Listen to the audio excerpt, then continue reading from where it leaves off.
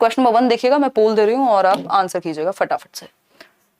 Question है, बहुत आसान सा क्वेश्चन है, आज कुछ अच्छे क्वेश्चंस भी हैं। In child centred education assessment, यानी बाल केंद्रित शिक्षा में अगर हम बात करें तो आकलन कैसा होना चाहिए। असेसमेंट मतलब आप पढ़ाएंगे तो उसके बाद देखेंगे भी तो सही, या उस दौरान भी देखेंगे कि बच्चे को समझ आ रहा है कि नहीं आ रहा, वो गलतियां कैसी कर रहा है, आपको क्या अपने मेथड में परिवर्तन की जरूरत है। ये सारी चीजें असेसमेंट का हिस्सा होती हैं। टेस्ट आप इसलिए करते हैं, इवेल्युएट करते हैं, आकलन करते हैं, ठीक है। वैसे तो इन शब्दों का अलग अलग मतलब है अपने आप में, बट वो आप जब कॉन्टिन्यूअस एंड कॉम्प्रिहेंसिव इवैल्यूएशन का टॉपिक पढ़ेंगे तब आपको समझ में आएगा कि असेसमेंट और इवैल्यूएशन में अंतर क्या है। असेसमेंट एक हिस्सा है, इवैल्यूएशन एक पूरी प्रक्रिया है। असेसमेंट आकलन को कहते हैं, मूल्यांकन को हम इवैल्यूएशन कहते हैं, राइट। 89% लोग कह रहे हैं डी ऑप्शन, चाइल्ड सेंटर्ड मतलब जहां बच्चा एक्टिव है। Is undertaken through few periodic examinations, भाई बच्चा केंद्र में है, जस्ट आपने कुछ पेरियोडिक एग्जामिनेशन ले लिया, उसको हम कह देंगे जी नहीं। Takes place through written objective type test, again ये भी लिमिटेड तरीका हो गया। होलिस्टिकली जांचना है बच्चे को हर एक एस्पेक्ट में, संपूर्ण रूप में, सर्वांगीण रूप में, ठीक। Does not take place at all, कि लेंगे ही नहीं, फिर फीडबैक कैसे मिलेगा अगर आप आकलन नहीं लेंगे। कि मान लीजिए अगर मैं आपको यहाँ पोल ना दूं, मुझे कैसे पता चलेगा कि इस क्वेश्चन में इतने % लोग गलत आंसर दे रहे हैं, अभी 86% लोग आंसर सही दे रहे हैं, दैट मीन्स आपका ये टॉपिक क्लियर है, आप इजिली आंसर कर पा रहे हैं। तो ये मुझे साथ के साथ आकलन करके पता लग रहा है पोल में, जो आप लाइव चैट में पोल देख रहे हैं। तो ये जरूरी है, बिना फीडबैक के मुझे कैसे पता लगेगा कि जो मैं डिस्कस कर रही हूं वो अंदर तक जा भी रहा है दिमाग में कि नहीं, ठीक। तो डी ऑप्शन है, is considered an integral part in the process of learning, यानी सीखने की प्रक्रिया का अभिन्न अंग है, सीखने में ही निहित है। जैसे हम अभी सीख भी रहे हैं और आप साथ में असेस भी कर पा रही हूं, मैं आपको टेस्ट भी कर पा रही हूं, वो पोल के थ्रू पता लग रहा है कौन सही दे रहा है, कौन गलत दे रहा है, कितने % लोग किस ऑप्शन में कंफ्यूज हैं। जिसमें ज्यादा गड़बड़ आंसर है दैट मींस उस टॉपिक में आपको प्रॉब्लम है, ठीक है। तो इंटीग्रल पार्ट है, क्या है, अभिन्न अंग है। सीखने सिखाने का, टीचिंग लर्निंग प्रोसेस का अभिन्न अंग है। इवैल्यूएशन, आकलन या मूल्यांकन मतलब जांचना भी एक इंटीग्रल पार्ट है, उसी प्रोसेस के दौरान उसके साथ चलना चाहिए, ठीक है। तो D option is the right answer over here. आगे बढ़ेंगे, क्वेश्चन नंबर 2 देखिएगा। राष्ट्रीय शिक्षा नीति पे बात हो रही है, एनईपी 2020 पर। What does national education policy 2020 proposes for retention of students from socio economically disadvantaged groups, यानी न्यू एजुकेशन पॉलिसी या राष्ट्रीय शिक्षा नीति जो है वो क्या प्रपोज करती है जो बच्चे सामाजिक आर्थिक रूप से वंचित हैं, यानी समाज के किसी एक ऐसे वर्ग से आते हैं जिसको समाज में उस तरह की या तो रिस्पेक्ट नहीं मिलती, या फिर वो पुअर हैं, या हम कहें कि इकोनॉमिकली वीक हैं, आर्थिक रूप से कमजोर हैं। तो ऐसे बच्चों को इंक्लूड करने के लिए न्यू एजुकेशन पॉलिसी क्या कह रही है। एक बार मैं आपको पोल चेंज करके दे देती हूँ, सेम पोल, आज हमारी टीम मेंबर्स भी खाना खाने में लगे हुए हैं। देखिए एक बार क्वेश्चन का पोल में आंसर दीजिएगा, बहुत आसान सा क्वेश्चन है। अगर आप बच्चे के हित में सोच पाते हैं तो इस तरह के क्वेश्चंस में आपको रत्ती भर प्रॉब्लम नहीं आएगी। प्रॉब्लम आएगी आपको कहां, अभी मैं बताऊंगी। आज कुछ क्वेश्चन ऐसे हैं जहां आपको प्रॉब्लम आनी स्वाभाविक है, ठीक है। अगर मैं बात करूं तो क्वेश्चन कहता है सोशियो इकोनॉमिकली डिसएडवांटेज्ड ग्रुप्स की अगर हम बात कर रहे हैं तो उनको आप कैसे रिटेंशन रखेंगे। रिटेंशन का मतलब है कि वो स्कूल छोड़ के ना जाएं, वो शिक्षा छोड़ के ना जाएं, वो पढ़ें। इसके लिए आप क्या करेंगे, तो रोट लर्निंग कराएंगे। रट्टे से कौन रुका है आज तक, रट्टा कोई बहुत अच्छा तरीका तो है नहीं बच्चे को इन्वॉल्व रखने का।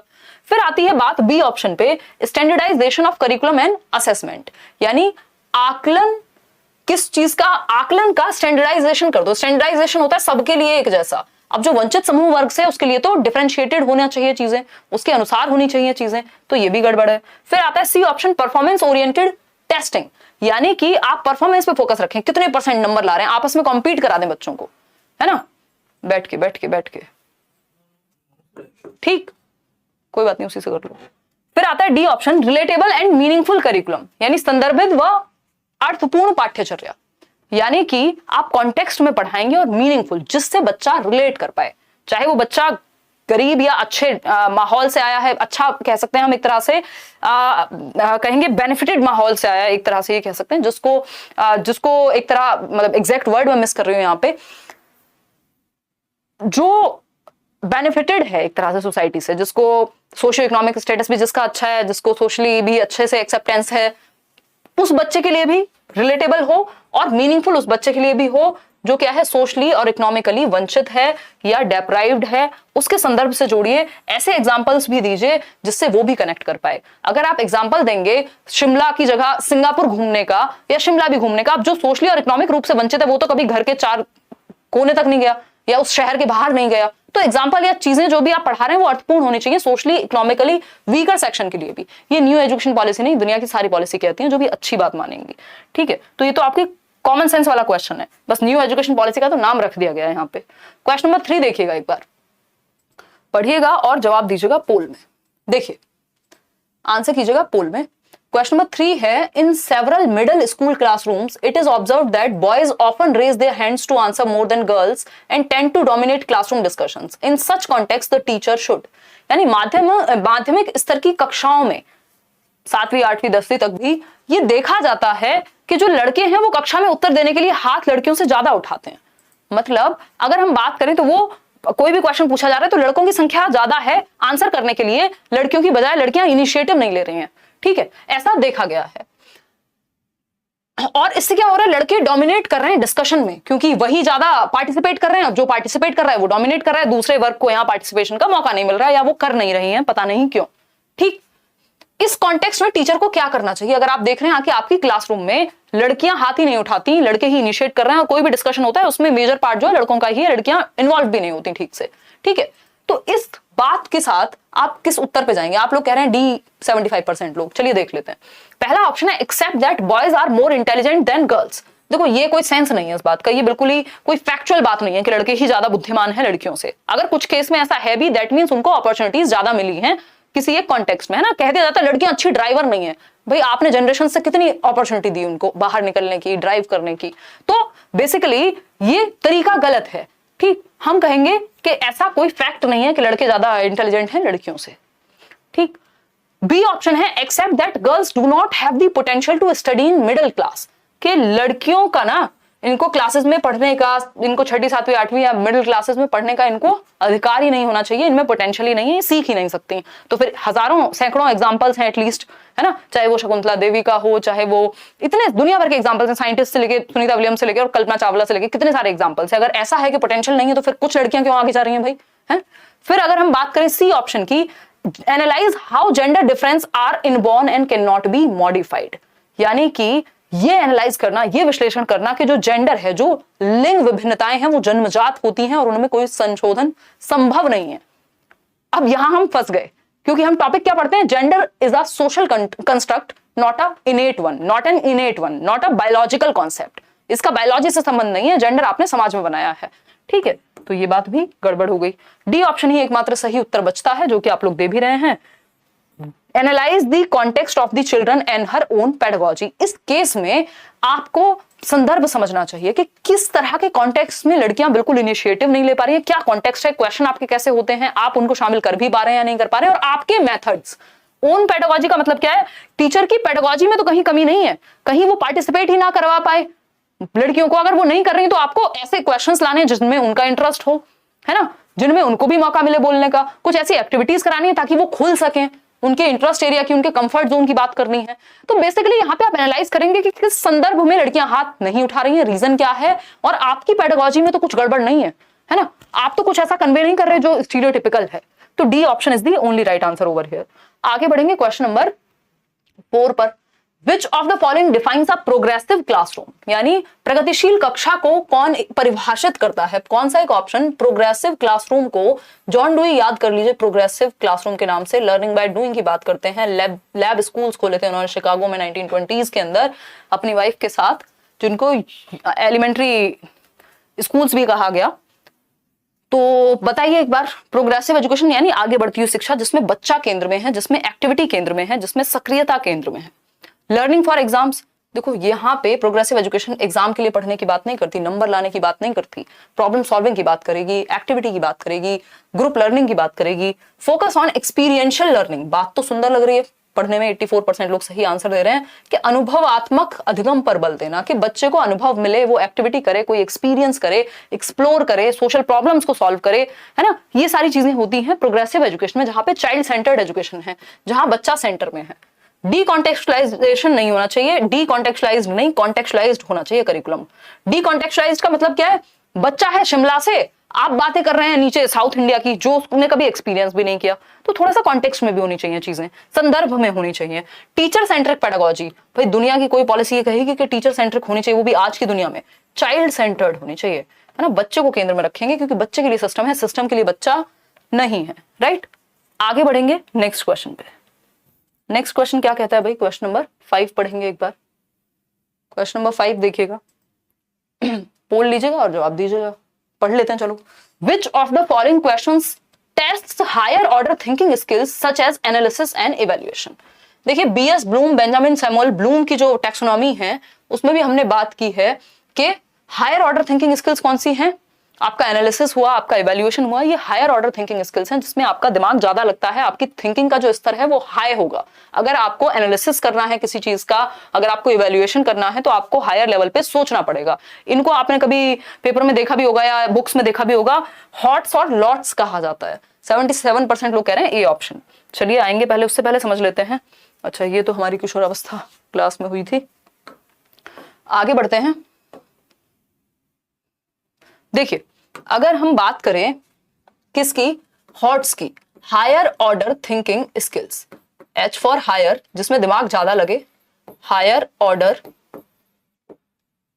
थिंकिंग, चिंतन क्षमता ज्यादा लगेगी, स्किल्स, ठीक है जी, थिंकिंग स्किल्स, ठीक। दूसरे होते हैं lots, lower order thinking skills, जिनमें ज्यादा जो संज्ञानात्मक क्षमता या चिंतन क्षमता है वो ज्यादा नहीं लगती, हॉट्स में ज्यादा लगती है, हायर ऑर्डर थिंकिंग स्किल्स में, ठीक। अब हॉट्स में क्या, एनालिसिस और इवैल्यूएशन जैसी चीजें हैं, एनालिसिस हुआ, इवैल्यूएशन हुआ, सिंथेसिस हुआ, ये सारी चीजें आती हैं।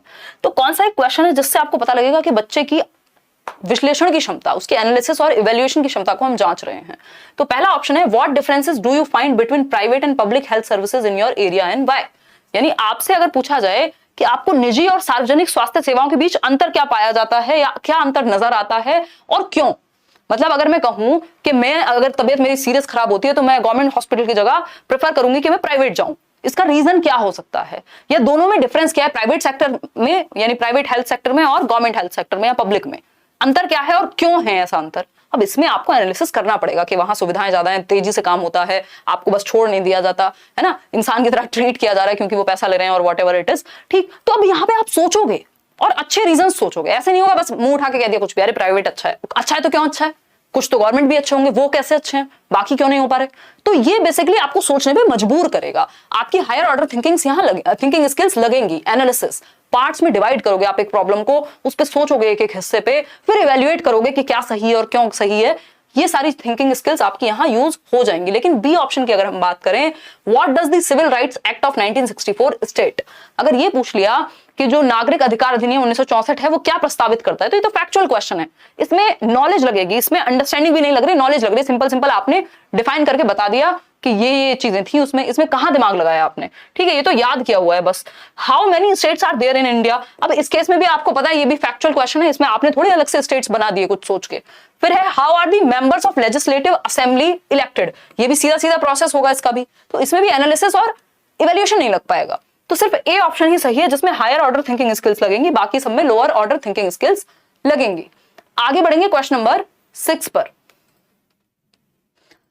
क्वेश्चन नंबर 6 देखिए, with respect to inclusion of students with disabilities in regular schools, यानी वो बच्चे जिनको कोई भी डिसेबिलिटी है, दिव्यांगता है, उनको रेगुलर स्कूल्स में अगर आपको इंक्लूड करना है, रेगुलर स्कूल्स में पढ़ाना है जहां बाकी बच्चे भी पढ़ते हैं जिनको शायद कुछ समस्या ना हो या कोई दिव्यांगता ना हो, ठीक। अगर उस केस में हम बात करते हैं तो आरपीडब्ल्यूडी एक्ट 2016 क्या कहता है, rights of persons with disabilities act ऐसे बच्चों को इंक्लूड करने में रेगुलर स्कूल में क्या कहेगा जिनको कोई भी डिसेबिलिटी है।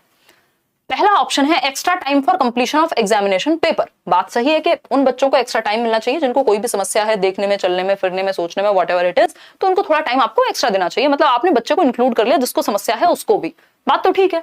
Facility of scribe to meet the students need, बिल्कुल सही बात है कि आप क्या है, स्क्राइब यानी लिपिक जिसको हम कहते हैं, अगर बच्चा लिख नहीं सकता तो उसके साथ एक स्क्राइब जाएगा जो लिखेगा उसका पेपर, वो बता देगा, ठीक। तो ये बात भी सही है। Compulsory second and third language courses, ये गड़बड़ है कि कंपलसरी आपको सेकंड थर्ड लैंग्वेज पढ़नी ही है, ऐसा कोई भी लॉ नहीं है।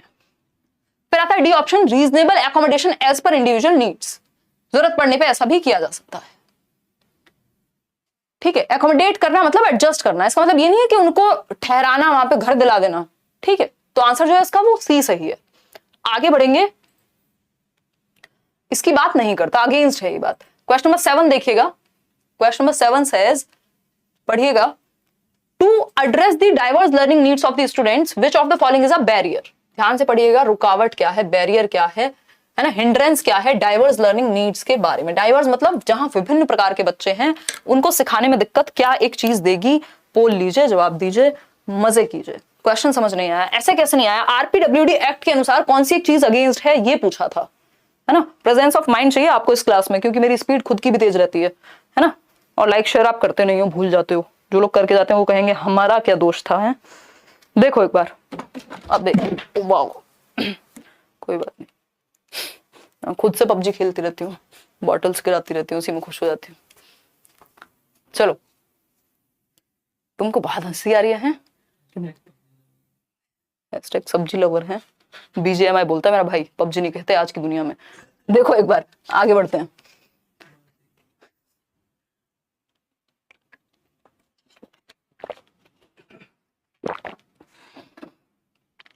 बताइए फटाफट, 5 का डी, कोई सी कह रहा है, 7 क्वेश्चन चल रहा है भाई, आप 5th का आंसर क्यों कर रहे हो, छोटे बच्चे हो क्या। देखो एक बार 7th का सी। अगर हम बात करें यहाँ लखन कह रहा है दीदी ये जोक पुराना हो चुका है, अब इसे बंद कर दो।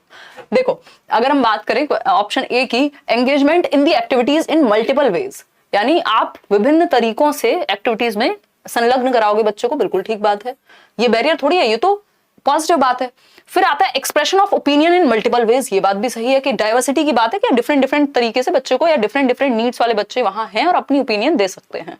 फिर आता है लेबलिंग एंड रैंकिंग, ये मैंने आपको बताया हुआ है, ये दोनों ही वर्ड इतने खराब वर्ड हैं बच्चों के लिए कि आप बच्चों पे ठप्पा लगाएं, लेबल करें कि ये टॉपर है, ये स्लो है, ये ऐसा है, और रैंक करें कि तुम तो 3rd आते हो, तुम तो 8th आते हो, तो ये गड़बड़ है। फिर है D option, representation of information in multiple ways, यानी कई तरीके से आप इंफॉर्मेशन को रिप्रेजेंट कर रहे हैं, ये बात भी सही है। तो सी ही नेगेटिव है, क्योंकि लेबल और रैंक करने की बात कर रहे हैं, बाकी सारे सही हैं, तो इसका आंसर आप आसानी से दे पा रहे हैं। धीरे धीरे क्वेश्चंस मुश्किल होंगे। क्वेश्चन नंबर 8 देखिएगा एक बार, क्वेश्चन नंबर 8 पढ़िए, जवाब दीजिए। विच of the following learning disability directly affects communication skills and comprehension abilities, यानी निम्नलिखित में से कौन सी अधिगम अक्षमता सीधे संचार कौशल यानी कम्युनिकेशन स्किल्स को और कॉम्प्रिहेंशन एबिलिटीज को, यानी कम्युनिकेट करने में प्रॉब्लम, अपनी बात को कहने में प्रॉब्लम और दूसरे की बात को समझने में समस्या, किस एक डिसेबिलिटी का हिस्सा है, किस एक अक्षमता का हिस्सा है। श्वेता तिवारी कह रही है डी। चलो अभी आएंगे।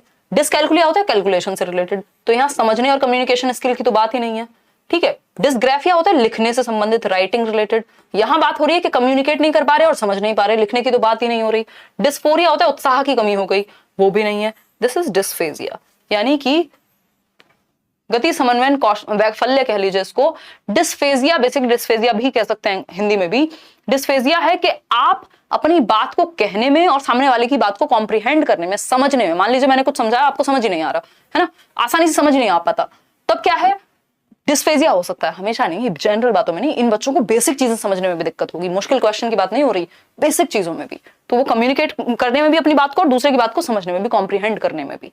तो D option is the right answer, जो कि आप लोग 76% लोग दे भी रहे हैं। क्वेश्चन नंबर 9 देखिएगा आप एक बार। क्वेश्चन है, to ensure successful inclusion of students with dysgraphia it is important to, ये अनश्योर नहीं होगा, एंश्योर होगा, ई होगा ये, ठीक है। यानी लेखन वैफल्य वाले विद्यार्थियों का सफल समावेशन सुनिश्चित करने के लिए यह महत्वपूर्ण है कि, यानी जिन बच्चों को लिखने में दिक्कत होती है उनको भी आप इंक्लूड करना चाहते हैं, इंक्लूजन चाहते हैं उनका भी क्लासरूम में, इसके लिए आप क्या करेंगे। पहला ऑप्शन है allow use of audio recorder और लैपटॉप इन अ क्लास। अब आप इसमें घूम गए, है ना, चक्कर आ गए कई लोगों को आंसर करने में। 32% लोग कह रहे हैं डी, जो कि आंसर है ही नहीं। 9% अच्छा सही है, आप तो ऐसे जज्बात पलट दिया आपने, है ना, हालात माहौल सब पलट दिया आपने, ए ऑप्शन पे आगे सारे के सारे, अभी तो डी पे थे, हैं, क्वेश्चन पढ़ नहीं पाए थे, इसका सिंपल मतलब है। अभी आप आंसर सही कर रहे हैं, एटलीस्ट 50% लोग आंसर सही कर रहे हैं, उतना भी काफी है, बट इससे ज्यादा ही होना चाहिए। बात हो रही है कि एंश्योर करना है, यानी सुनिश्चित करना है, अनश्योर नहीं करना, ठीक है, अनश्योर नहीं है वो वर्ड, एंश्योर है कि सक्सेसफुली आप इंक्लूड कर सकें किन बच्चों को, डिस्ग्राफिया वाले बच्चों को, जिनको लिखने में समस्या होती है, उनको आप इंक्लूड कर सकें, उनको भी जांच सकें, इसके लिए कौन सा तरीका बेहतर होगा।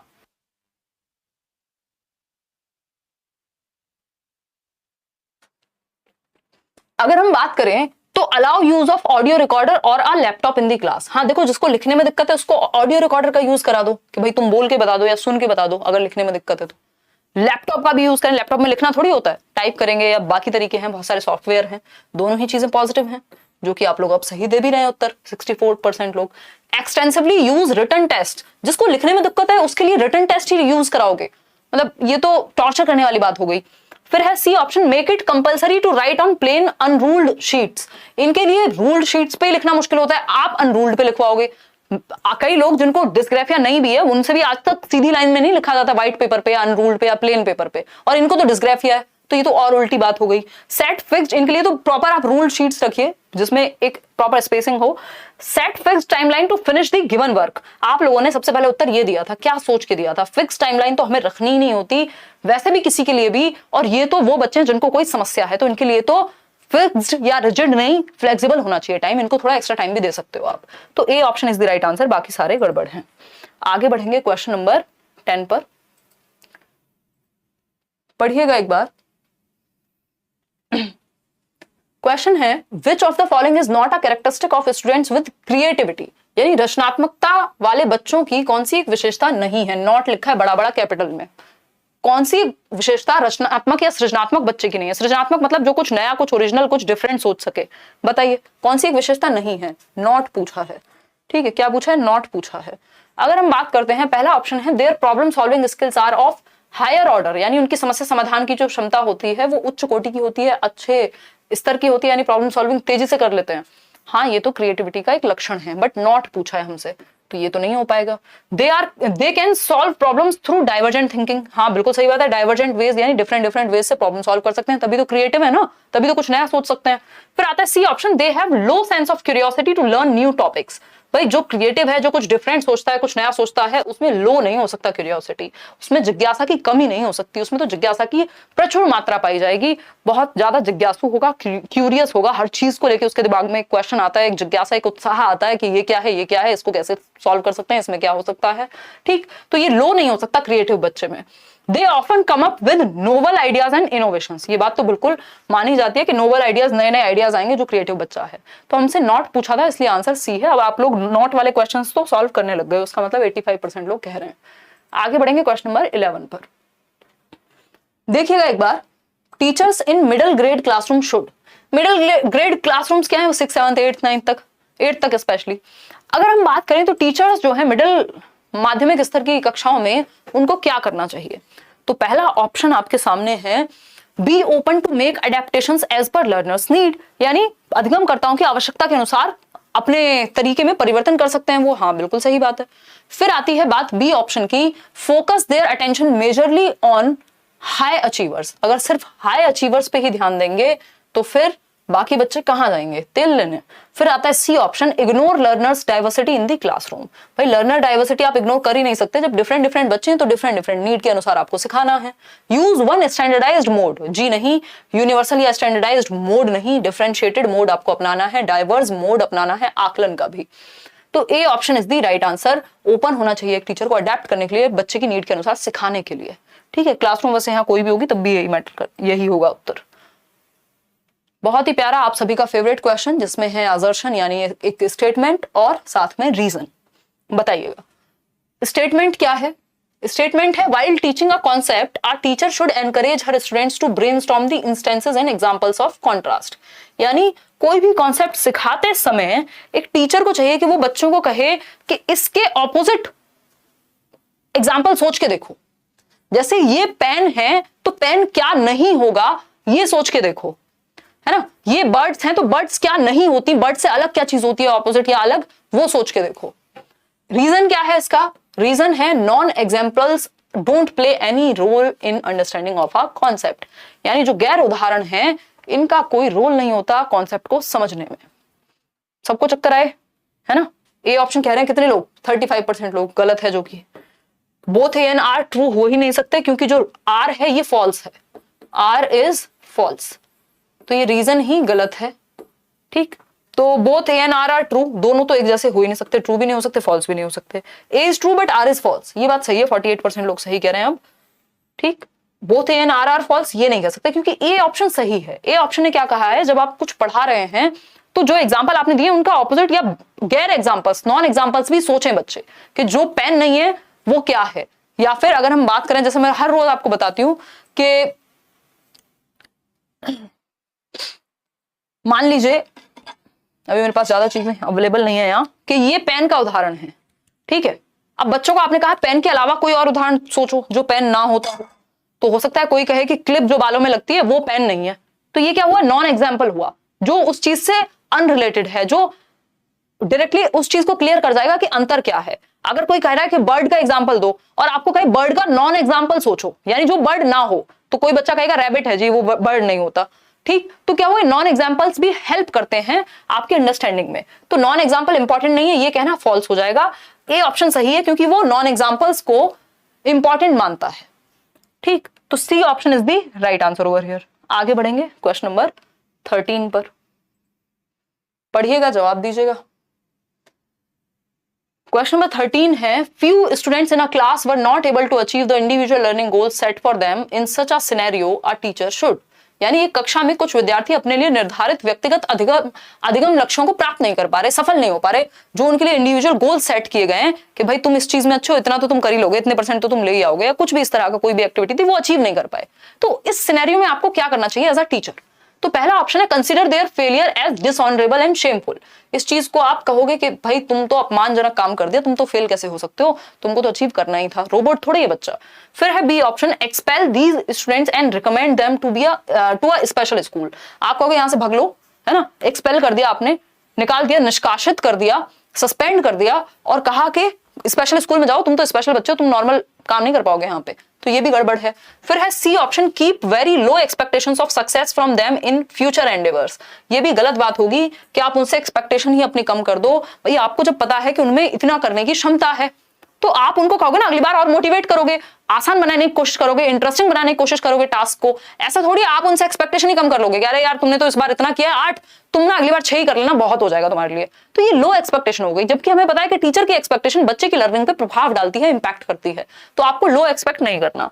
फिर है D option, failure as a part of the developmental process of learning. ये बात बिल्कुल सही है कि जो फेलियर है या एरर्स हैं, बच्चों की गलतियां हैं, वो सीखने सिखाने की या विकासात्मक प्रक्रिया का ही एक हिस्सा है, पार्ट एंड पार्सल है लर्निंग का ही, ठीक है जी। ऐसा हो सकता है कोई सीखे और कभी गलती ना करे, पॉसिबिलिटी नहीं है। क्वेश्चन नंबर 14 देखिए एक बार, क्वेश्चन नंबर 14 देखिए, जवाब दीजिए, पढ़िए, पोल में आंसर कीजिएगा आराम से। 4300 लोग देख रहे हैं हम लोग, अभी जुड़े हुए हैं 10:15 बजे, और 2600 लोगों ने लाइक किया है। कहाँ है लगभग 1700 लोग हैं? देखिए एक बार, बहुत ही बढ़िया, 66% लोग कह रहे हैं D option is the right answer. चलिए देख लेते हैं, देख लेते हैं।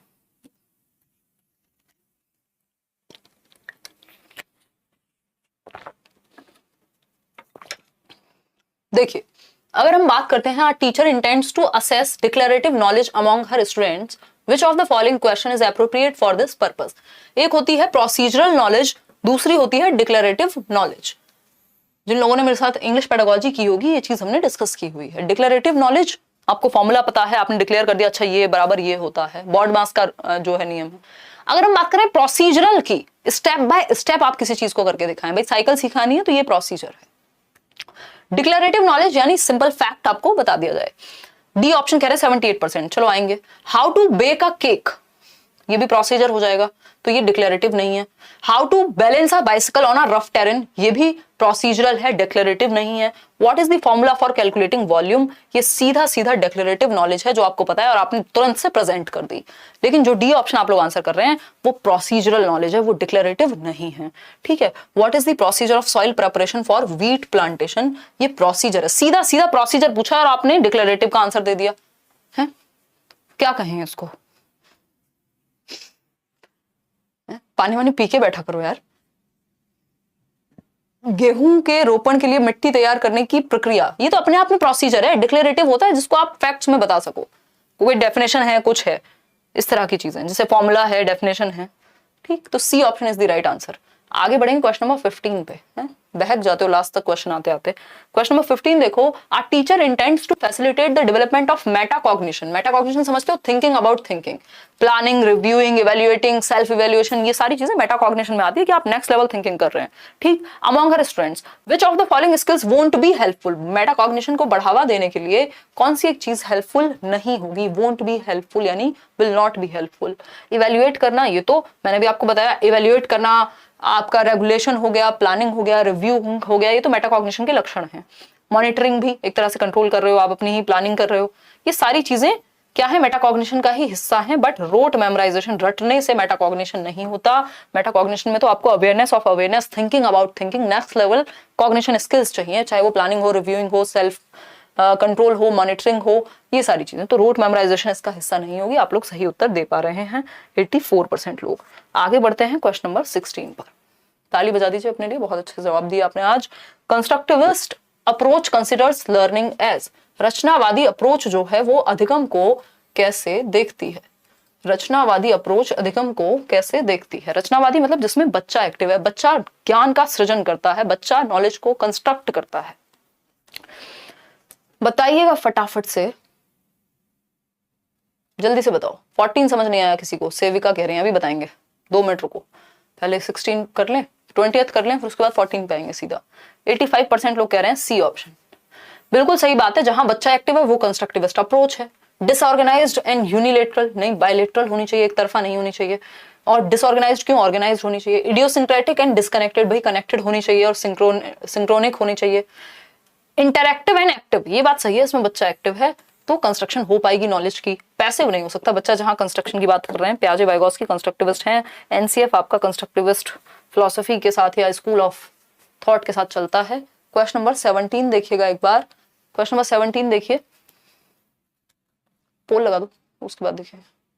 अगर हम बात करें क्वेश्चन नंबर 17 की, तो which of the following step is likely to hinder problem solving skills among students. यानी कौन सी एक चीज प्रॉब्लम सॉल्विंग स्किल को हिंडर करेगी, बैरियर बनेगी, बाधा बनेगी समस्या समाधान कौशल में। यानी समस्या समाधान जब आप कर रहे हैं तो कौन सा एक ऑप्शन होगा जो प्रॉब्लम की तरह सामने आएगा, जो हेल्पफुल नहीं होगा प्रॉब्लम सॉल्विंग में।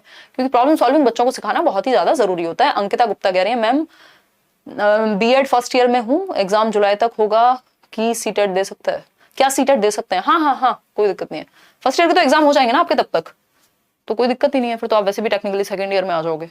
और जुलाई में नहीं हो रहा सीटेट, मतलब अभी तक तो नहीं दिख रहा है यार। हो जाए तो मैं तो चाहती हूँ हो जाए, बट मुझे पॉसिबिलिटी कम लग रही है।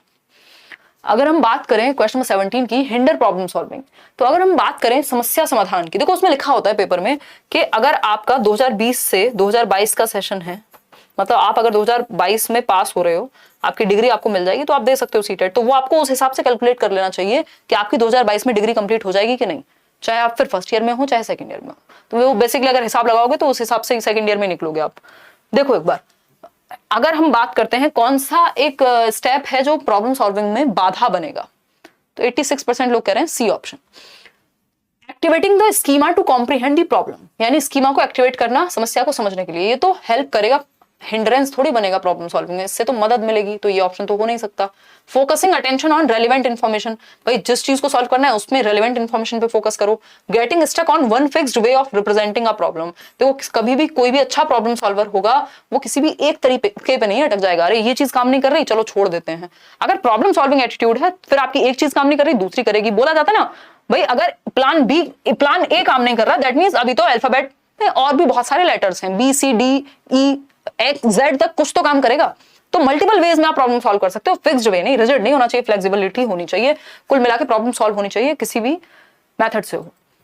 ठीक, identifying possible solutions of the problem, ये तो अच्छी बात है, तो सी ऑप्शन ही है जो हिंड्रेंस बन सकता है। अब आते हैं लास्ट के 2 क्वेश्चन पे। क्वेश्चन नंबर 18 देखिए, पढ़िएगा। Contemporary perspectives of cognitive development view misconception as. Misconceptions यानी कि बच्चे को भ्रांतियां हो जाती हैं कई बार।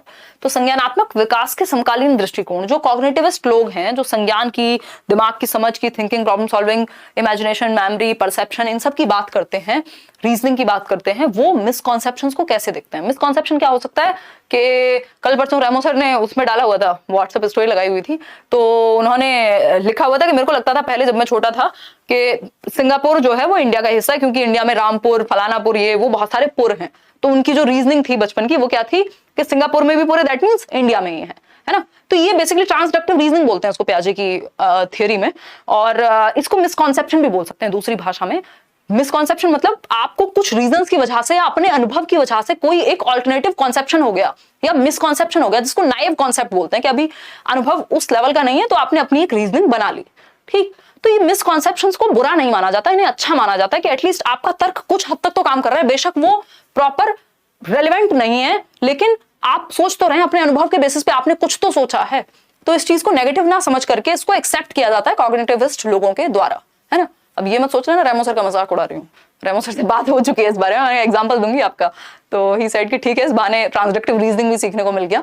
खैर आ जाओ, तो अगर हम बात करें इसका दूसरा एग्जांपल ये भी हो सकता है कि बच्चा है जो जिसने हमेशा अपने माँ बाप को दूध लेते हुए जाते हुए देखा है मदर डेयरी से, तो उसने ये मान लिया कि दूध मदर डेयरी पर ही मिलता है। अब ये क्या है, ये मिसकॉन्सेप्शन हो गया एक तरह का। क्यों? उसके अनुभव के बेस पे उसे इतना ही पता है, तो इसको हम कुछ खराब थोड़ी कहेंगे। ठीक है, तो अगर हम बात करें 65% लोग कह रहे हैं सी ऑप्शन। हाँ, कोई कह रहा है रेमो सर कौन है? रेमो सर एसएससी में मैथ्स पढ़ाते हैं। देखिए एक बार, अगर हम बात करें completely insignificant and N obstacle for teaching learning process, यानी ये बिल्कुल इनसिग्निफिकेंट है, बिल्कुल भी नहीं, ये सिग्निफिकेंट होते हैं। एटलीस्ट बच्चा अपने अनुभव के बेसिस पे कुछ तो सोच रहा है। ठीक है जी। फिर आती है बात बी ऑप्शन की, higher order metacognitive skills found typically in gifted students. अब देखो ऐसा नहीं है कि हायर ऑर्डर थिंकिंग का और इसका कि मतलब ये तो सिर्फ ढंग से तो वही सोच पाएंगे जिनका दिमाग बहुत अच्छा है, तो ऐसा भी नहीं कह सकते। Naive ideas and understanding having their roots in one's past experience, ये बात बिल्कुल सही है जो आप लोग 67% लोग दे भी रहे हैं।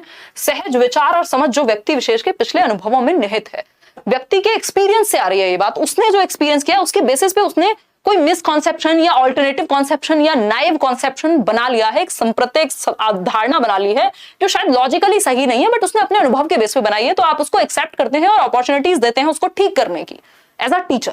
ठीक है जी, आगे बढ़ते हैं डी ऑप्शन पे, neurological deficits and identifying characteristics of dyslexia. इसका यहाँ डिसलेक्सिया से कोई संबंध नहीं है, तो C option is the only right answer over here. आगे बढ़ेंगे क्वेश्चन नंबर 19 पर, पढ़िएगा इसको। परफॉर्मेंस अवॉइडेंस गोल फोकस, तीन तरह की अवॉइडेंस होती है, तीन तरह की ओरिएंटेशन होती है, जिसमें से अगर आप लोगों ने मेरे साथ कभी डिस्कशन किया होगा तो आपको ये चीज पता होगी। देखिएगा फटाफट से, पोल में आंसर कीजिए, फिर आगे बढ़ेंगे। ये सेकंड लास्ट क्वेश्चन है। हम करेंगे कितने? हम करेंगे कुछ 20 क्वेश्चंस, जो कि डेली करते हैं। एक्चुअली पेडागोजी में 20 क्वेश्चंस में काफी बोलना पड़ता है, एक्सप्लेनेशन वाले क्वेश्चंस होते हैं, हम सिर्फ आंसर मार्क नहीं करते, तो इसलिए नंबर ऑफ क्वेश्चंस को अभी तो एटलीस्ट नहीं बढ़ा रहे हैं। ठीक, और जो लोग बैचेस में भी क्लास लेते हैं वो थक भी जाते होंगे।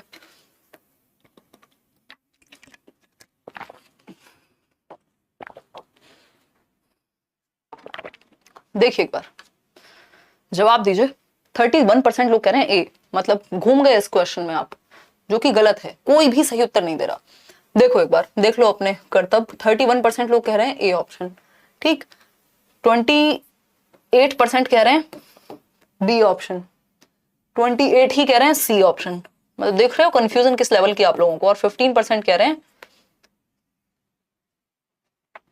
ठीक है, ये थोड़ा बहुत ऊपर नीचे होता रहता है, ये अब तक देखते देखते 30 हो गया है ये।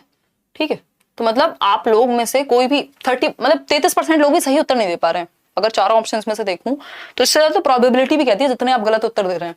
देखिए, परफॉर्मेंस अवॉइडेंस गोल्स, इसको पहले 3 चीजें समझो, इसके बाद उत्तर फिर से ढूंढना। मैं फिर से पोल दिलवाऊंगी इस क्वेश्चन का, ये वाला पोल हटा के अभी फिर से पोल देना जब मैं कहूं। देखना एक बार, 3 ओरिएंटेशन होती है। एक होता है परफॉर्मेंस ओरिएंटेशन, परफॉर्मेंस ओरिएंटेशन। दूसरा होता है performance avoidance orientation. Third is your failure avoidance भी कह देते हैं परफॉर्मेंस अवॉइडेंस को। थर्ड होता है मास्टरी ओरिएंटेशन ना, मास्टरी ओरिएंटेशन। बेसिकली ओरिएंटेशन का मतलब है सेंटर कहां है। ठीक है, सेंटर कहां है। अगर मैं बात करूं, इस परफॉर्मेंस का दूसरा नाम होता है फेलियर अवॉइडेंस। भाई सिंपल बात होगी ना, आप परफॉर्म नहीं करना चाह रहे, दैट मींस आप फेलियर से बचना चाह रहे हैं। ठीक है, परफॉर्मेंस अवॉइडेंस यानी आप परफॉर्म करने से बचना चाह रहे हैं, दैट मींस आपको बहुत अच्छा नहीं करना बट फेल होने से बचना है। ठीक, परफॉर्मेंस ओरिएंटेड होता है, आपको फर्स्ट आना है, परफॉर्मेंस पे फोकस है। मास्टरी ओरिएंटेशन है, फर्स्ट आए ना आए, आपको सब कुछ आना चाहिए, आप पारंगत बनना चाहते हैं, मास्टर बनना चाहते हैं उस गेम के, बात तो ठीक है। लेकिन परफॉर्मेंस अवॉइडेंस क्या है? आप फेलियर को अवॉइड करना चाहते हैं, यही पूछा था क्वेश्चन में। आप फिर से दिखाएं क्वेश्चन एक बार, फिर पोल लेके जवाब दीजिएगा। चलिए आते हैं, क्वेश्चन पढ़ो फिर से और पोल लो और आंसर दो फिर से। Students with performance avoidance goals focus on, जो परफॉर्मेंस अवॉइडेंस गोल रखते हैं, जिनका गोल ही क्या है कि परफॉर्मेंस अवॉइड करनी है या फेलियर अवॉइड करना है, फेलियर अवॉइडेंस। ठीक, परफॉर्मेंस से बचना मतलब फेलियर से बच जाए बस, किसी तरह से, परफॉर्मेंस से कोई मतलब नहीं है, हमें फर्स्ट आना ही नहीं है, हमारे तो 33% आ जाए बहुत है, ये वो वाले लोग हैं। तो ना तो इनको मास्टरी से मतलब है, ना इनको फर्स्ट आने से मतलब है ना। अब कैसे आप सही दे रहे हो आंसर? 77% लोग सब सही देने लग गए आंसर। तो क्वेश्चन को पढ़ के समझना जरूरी है, इसीलिए हमारे कॉन्सेप्ट्स क्लियर होना जरूरी है। जैसे एक वर्ड से खिलवाड़ होगा, आपके आंसर से खिलवाड़ हो जाएगा। वो हल्का सा प्ले करेगा, एक ऑप्शन के साथ खेलेगा, आपका क्वेश्चन गलत, 1 नंबर पानी में, कॉन्सेप्ट आता हुआ गलत हो जाएगा। तो फियर ऑफ फेलियर, इनके अंदर फियर ऑफ फेलियर है, असफल होने का डर है। ठीक है, प्रदर्शन परिहार लक्ष्य रखने वाले विद्यार्थियों का ध्यान निम्न में से किस पर केंद्रित रहता है? कि बस फेल ना हो जाएं। डर किस बात का है? कि फेलियर से बचना है, बाकी फर्क नहीं पड़ता। एंजॉयमेंट कौन करेगा? अब देखना यहां पे ध्यान रखना, एंजॉयमेंट कौन करेगा एक्टिविटी का? एंजॉय वो करेगा जिसको मास्टरी गेन करनी है, जिसको मजा आ रहा है उस सब्जेक्ट में। Hope of success, hope of success कौन रखेगा? परफॉर्मेंस ओरिएंटेड व्यक्ति के फर्स्ट आना है, सेकंड आना है। सेंस ऑफ प्राइड, ये परफॉर्मेंस वाला ही हो सकता है। ठीक है, सेंस ऑफ प्राइड कोई मास्टरी में भी ले सकता है, बट मोस्ट चांसेस हैं। तो ये थी बात, B option is the right answer. अब चलते हैं आज के आखिरी सवाल पे, फिर 14th में किसी को डाउट था वो भी करेंगे। ठीक है, क्वेश्चन नंबर 20 देखिए एक बार, एक तरह से पोस्टमार्टम करते हैं हम यहाँ क्वेश्चंस का। Which of the following set of, हालांकि वो पता नहीं कितना पॉजिटिव वर्ड है, but that's how we do it, मतलब खोल के देख रहे हैं आंसर्स, एनालिसिस कर रहे हैं अगर पॉजिटिव शब्द की बात करें। Which of the following set of attributions on success और failure on a task is likely to cause increase in students motivation and attempts to engage in similar tasks in the future. यानी किसी कार्य की सफलता या विफलता पर निम्नलिखित में से कौन सा आरोपण भविष्य में विद्यार्थियों की प्रेरणा और समरूपी कार्यों में संलग्न होने के प्रयासों में वृद्धि कर पाएगा? बताइएगा एक बार, कौन सा एक एट्रीब्यूशन सक्सेस और फेलियर को लेकर जो आपका थॉट है वो इंक्रीज करेगा मोटिवेशन आपकी, सिमिलर तरह के टास्क में फ्यूचर में भी आप इन्वॉल्व हो पाए? दीजिए जवाब। एक्सटर्नल फैक्टर्स पे अगर आप फोकस करते हैं और जो नॉन कंट्रोलेबल्स हैं, अगर एक्सटर्नल फोकस है आपका तो मोटिवेटेड आप किससे होंगे? एक्सटर्नल चीजों से होंगे, अच्छा तरीका नहीं है। नॉन कंट्रोलेबल्स पे अगर आप ध्यान रखें, मेरा तो लक ही खराब है, ये हो गया तो क्या होगा, है ना, मेरी सांस रुक गई पेपर में तो क्या होगा, सर में दर्द हो गया तो क्या होगा, मतलब जो चीजें आपके कंट्रोल में ही नहीं है उन पे अगर फोकस है तो लर्निंग कहां से होगी? फिर तो आप सिमिलर टास्क में नहीं इन्वॉल्व होने वाले। एक्सटर्नल अगेन जी नहीं, इंटरनल हाँ ठीक है, बट स्टेबल, जो स्टेबल फैक्टर्स हैं, अब ऐसे भी हो सकते हैं जो इंस्टेबल भी फैक्टर्स होंगे, फिक्स्ड फैक्टर तो नहीं हो सकते ना किसी भी काम में। तो इंटरनल प्लस कंट्रोलेबल फैक्टर्स पे आपको ध्यान रखना है, आंतरिक और नियंत्रणीय। जैसा कि मैं कई बार कहती भी हूं कि एक तो मोटिवेशन कैसे चाहिए? इंटरनल चाहिए, जिसमें रीजन आप खुद हो या अंदर हो रीजन किसी काम को करने का। इसलिए नौकरी नहीं चाहिए कि इतने पैसे मिलेंगे, पैसे मिलेंगे ठीक है, बट अच्छा भी होना है, उस चीज को करना भी पसंद है। पैसे तो मिल ही जाएंगे अगर आप किसी भी चीज में बहुत अच्छे हैं। तो कंट्रोलेबल की अगर हम बात करें तो कंट्रोलेबल फैक्टर्स पे मेरे हाथ में क्या है कि मैं पढ़ाई करूं ठीक से, ये हाथ में नहीं है कि एग्जाम कब आएगा। तो वो इनकंट्रोलेबल है या अनकंट्रोलेबल है या नॉन कंट्रोलेबल है। तो सबसे बेहतर तरीका क्या हुआ करने का किसी चीज को? एक तो इंटरनल फैक्टर्स होने चाहिए, दूसरा कंट्रोलेबल फैक्टर्स पे फोकस। जो मेरे हाथ में नहीं है उस पर मैं क्या फोकस करूं, है ना। तो आज हम कुल मिला के बात भी कर रहे थे कि आजकल जो स्थिति है उसमें 2 चीजें इंपॉर्टेंट है। एक तो आप पेशेंस रखें, जब तक एग्जाम नहीं आ रहा पढ़ाई करते रहें, परसेवरेंस रखें, साथ में लगे रहें।